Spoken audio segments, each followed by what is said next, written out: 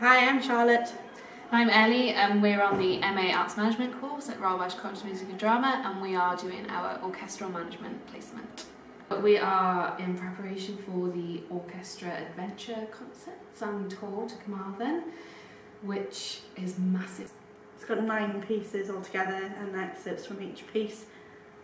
So we're doing one in St David's Hall and then they're doing one in Carmarthen. I did my undergraduate here in Bassoon, and I did a placement with the orchestral management team in my 3rd year. I also played second bassoon in that as well, so I was like playing it and then also doing behind the scenes work as well. I like being in that environment, watching a load of professional musicians do their stuff and listen to music is just great. I've got a music background, played the clarinet, did a lot of music in school, did a music undergraduate course, but then went into pub management, realised I wasn't doing enough music and I just missed the whole music environment.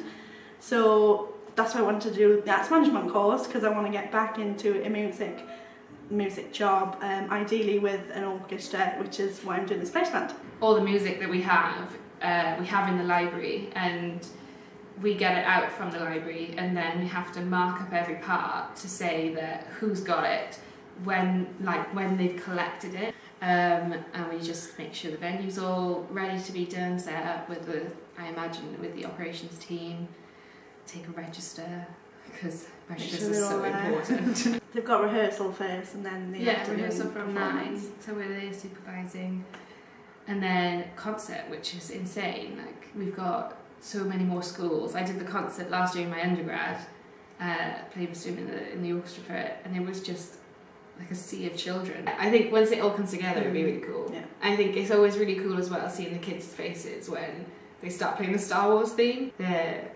just always like, I know this. Yeah. Oh my god, this is what happens. This is how music is made, and it's always really cool.